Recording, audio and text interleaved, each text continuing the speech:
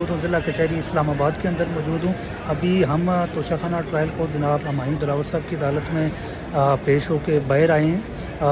آج ہم نے یہاں فہرست گواہان دینی تھی، جو ہم نے ابھی فہرست گواہان پیش کی ہے، اور یہ ابھی 12:45 پہ ہم نے فہرست گواہان پیش کیا ہے، لیکن اس میں ہمایوں دلاور صاحب نے حکم جاری کیا ہے کہ 1:30 تک بھی، ابھی 1.5 گھنٹے بعد، یعنی اس وقت 35 منٹ کے اندر اندر ہمارے پاس ہم نے جو 4 گواہان کی فہرست دی ہے تو ان کو پیش کیا جائے اور ان کی گواہی ریکارڈ کروائی جائے۔ ہم نے استدعا کی ہے کہ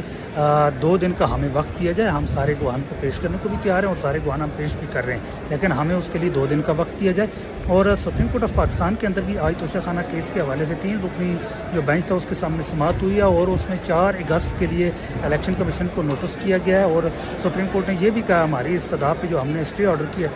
استدعا کی تھی اس پہ کہا ہے کہ کل چونکہ ہائی کورٹ کے اندر یہ کیس زیر سماعت ہے تو وہاں سے پہلے فیصلہ ہونے دیں، اس کے بعد ویسے بھی وہاں سماعت ہے، تو ابھی ہمیں 1:30 بجے کا ہمایوں دلاور صاحب نے وقت دیا کہ ہم اپنے گواہان پیش کریں، جو کہ انتہائی ناممکن ہے۔ اور یہ ایک انتہائی، آپ اندازہ لگا سکتے ہیں کہ کس طرح ایک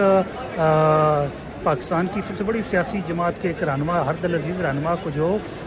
کیا جا رہا ہے، جس طرح یہاں جوڈیشل جو عدلیہ کے ذریعے ان کو دباؤ میں لانے کی کوشش کی جا رہی ہے، وہ آپ دیکھ سکتے ہیں۔ اور ایک ایسا کا حکم دیا گیا جس پہ عمل درآمد اس وقت انتہائی ناممکن ہے۔ 4 گواہان کو جو ملک کے طول و عرض میں موجود ہیں، ان کو اس وقت 35 منٹ کے اندر اندر ہمایوں دلاور صاحب کے پاس پیش کرنا بہت مشکل اور ناممکن ہے۔